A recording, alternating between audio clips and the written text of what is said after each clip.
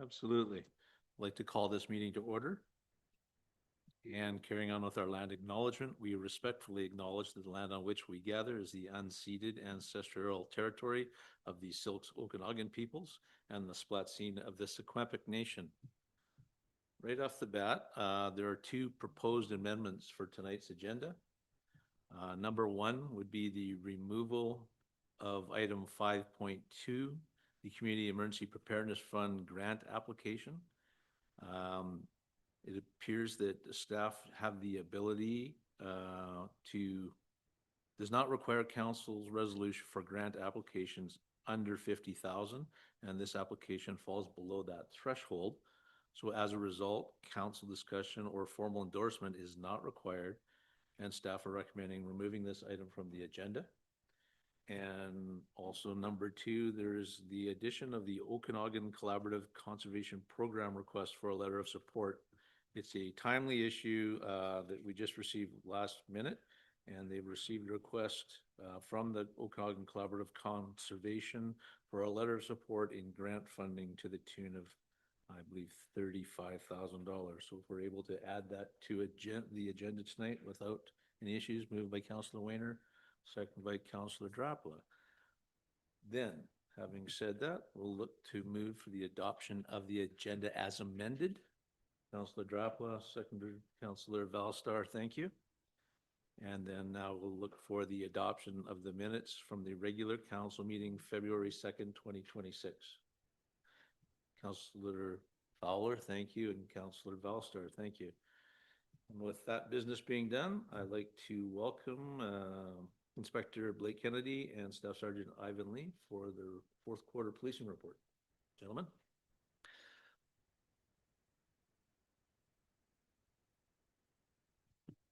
Thank you, Mr. Mayor, and good evening, Mayor and Council. I've been awarded the opportunity to present the quarterly this time, so I'm a little shaky, a little nervous, as you can tell, so bear with me. So as per last quarterly, our strategic priorities remain unchanged: public safety, vulnerable persons, community outreach, and policing excellence. Public safety, what does that mean? Targeted policing, prolific offender unit, repeated violent offender intervention initiative, and road safety, mainly traffic enforcement and traffic contacts. As you can see here, call for service for Armstrong.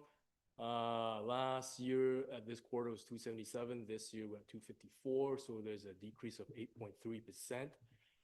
If my math is correct, I think that's like 26 calls difference.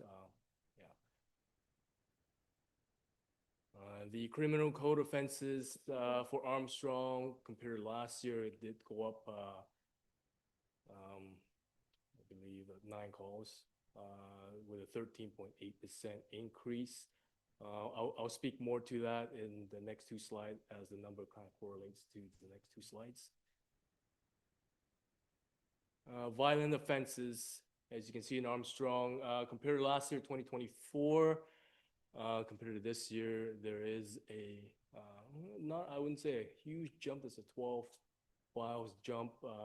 That kind of, the percentage kind of doesn't really, it shows 85%, but it really is only 12 files.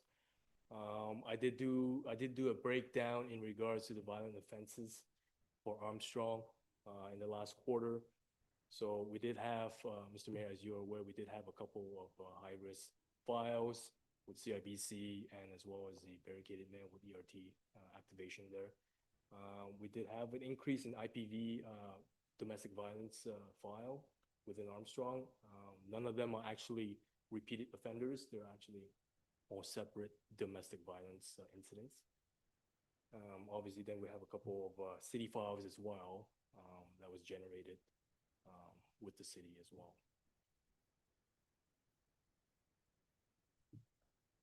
As we move forward to property offenses, Armstrong, as you can see, there's 31 last year at 2024, to this year 33. This is a jump of 6.4%. And I did do a breakdown with the property offenses on the Adams as well. Nothing too, I guess nothing, there's no really any red flags. There is an increase with the shoplifters at the general store. Most of the shoplifters were youth, and most of the youth were identified and were brought through restorative justice. So there was no charges for the youth. So parents and everyone were all aware, were on board. So since then, there was no more theft from the general store. So that's a good thing. There was a couple of B&Es to, I guess, when we look at the map, Mr. Mayor, and when we talked about it, there was a concentration by the Lordco area, and those were the B&Es to the compound, the outside cages where they're cutting the logs and they're like taking stuff from the cages. There was only, I believe, there's 2 files. Yeah, other than that, there was nothing more that kind of stood out. Traffic enforcement, as you can see in Armstrong, since last year, it went from 34 to 156. It's a 358% increase. And that's the initiative from our senior leadership team for as traffic enforcement, traffic contact is one of the priorities within Armstrong and many other cities as well. So there's a lot, I don't know if you noticed, there's a lot of traffic enforcement as well at the school, elementary school, by our members. Yeah, will we eliminate traffic infraction? Probably not, but we can reduce it, and it's definitely showing that as well. Right? So, Are those just contacts?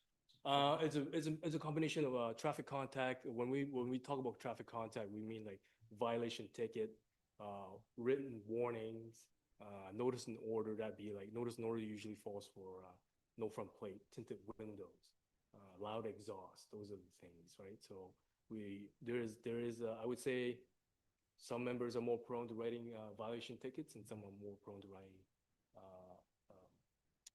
warnings. And it's to their discretion. To the discretion. I mean, if let's say, Mr. Mayor, you were speeding through the school zone, if you have no prior offenses or infraction, then I would give you a warning. So, yeah.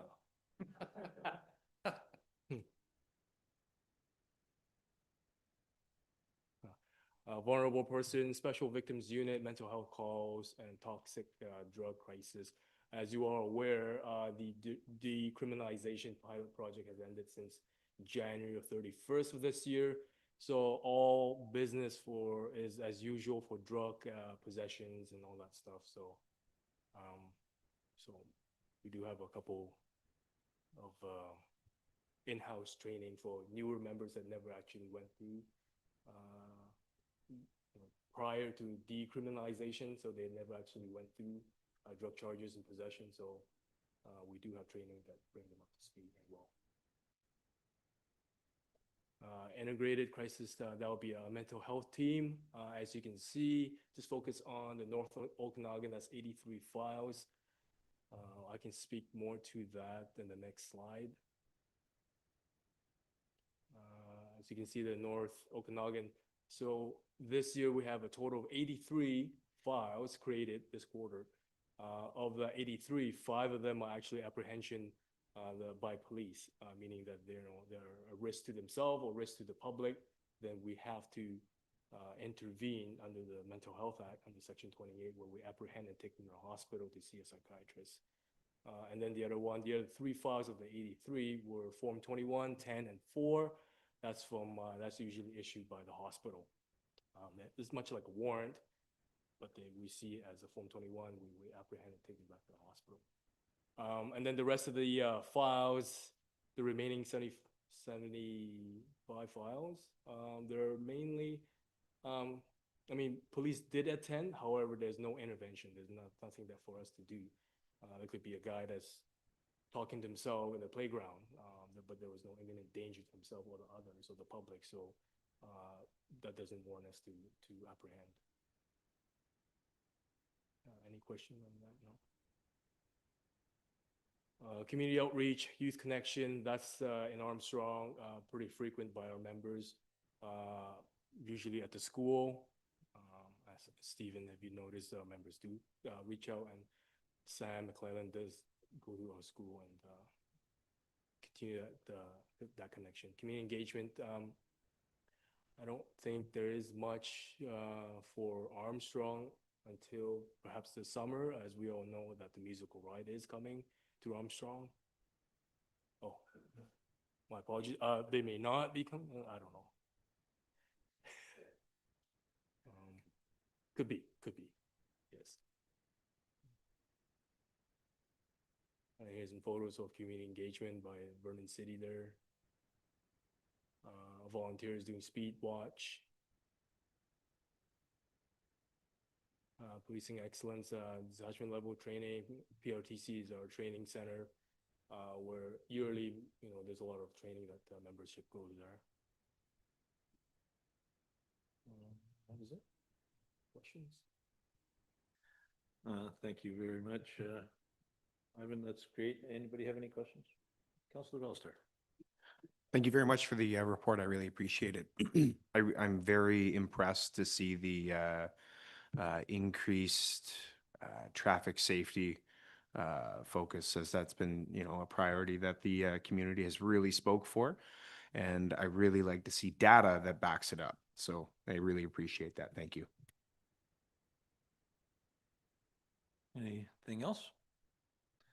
Once again, thank you guys for your service. We truly do appreciate you guys being in our community, and having this relationship that we have makes the community a better place as a whole. And I'm glad that we don't let secrets slip over. Good news about that musical ride thing. We're waiting to hear something official, correct? Yeah. Anyways, thanks very much, guys. Appreciate it. Good job.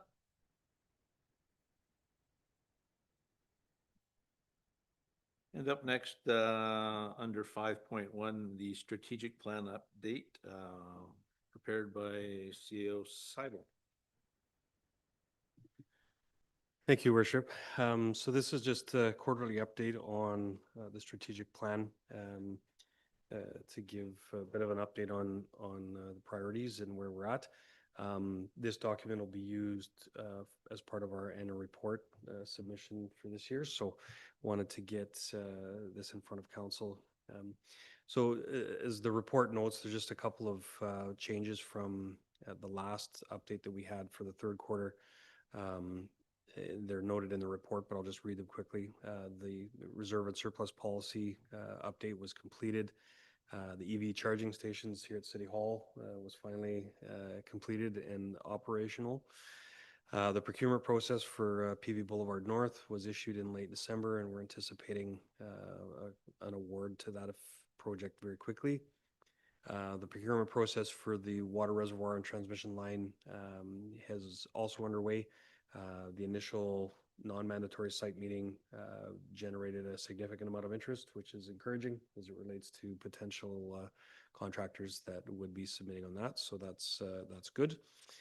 And we have continued discussions with the province and the contractor related to the wastewater treatment pilot, and hope to have something solidified very, very quickly here on that moving forward. So as I've noted previously, and as noted in the report itself, substantially all of the other key initiatives that council instituted at the start of your term have been completed, which is a tremendous accomplishment by the community and the city in getting those things done.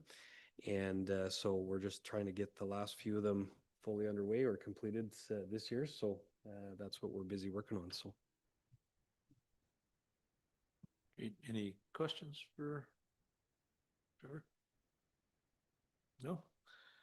Then we'll be looking for a motion that the report title is Strategic Plan Update, fourth quarter from the Chief Administrative Officer dated February 23, 2026 be received for information. Moved by Councillor Wayner, second by Councillor Drapla. All those in favor? Carried. And now we're moving down to item 6.1, the water reservoirs. Excuse me, Mr. Mayor. If we could address the late item that council approved earlier as 5.2, I would appreciate that. Thank you. And sorry for the interruption. Yeah, I didn't look at my notes. Thank you, Chantel. So that we have received a request from the Okanagan Collaborative Conservation Program for a letter of support for a grant application. I have provided the email that was sent to me from Scott Boswell from that group.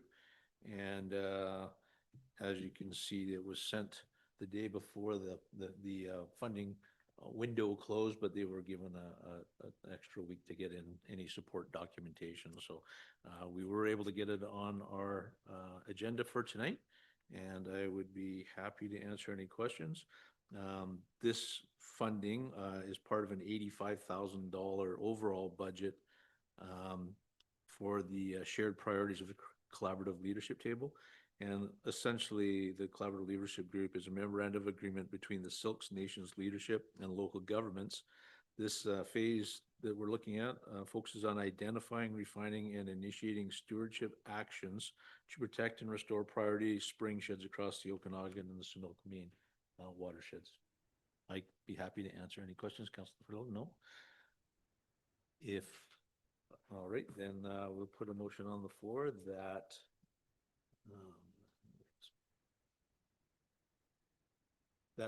council endorse the letter of sorry, how am I wording this? Yeah. Anyways, council endorse a letter of support for the Okanagan Collaborative Conservation Program. Thank you. Moved by Councilor Valstar, seconded by Councilor Fowler. All those in favor? And that will be carried. Thank you, and thanks for Chantel for keeping me in line here. And next we'll go to 6.1, the Water Reservoir Transmission Line Loan Authorization, bylaw number 1946, 2026. And that is moving for adoption tonight. So the Water Reservoir Transmission Line Loan Authorization, bylaw 1946, 2026 be adopted. Do we have a mover? Councilor Valstar, thank you. Second by Councilor Fowler. Was there any further questions? Seeing none, we'll call the vote. All those in favor? And it will be carried. And under 6.2, the 2026 to 2030 financial plan bylaw number 1948, 2026, also up for adoption. I'll require a mover that the 2026-2030 financial plan bylaw 1948, 2026 be adopted. Councilor Drapla, thank you. Seconded by Councilor Wayner. Was there any questions regarding that? Seeing none, I will call the question. All those in favor? And this too will be carried. And now at this point in time, we would like to move to an in-camera session that council proceed in camera pursuant to section 90, subsection 1 and subsection I of the community charter, the receipt of advice that is subject to a solicitor client privilege, including communications necessary for that purpose. I have a mover for that motion. Councilor Wayner, thank you. Second, Councilor Drapla. All those in favor? And that is carried. We will move to an in-camera session and just take a couple of minutes recess.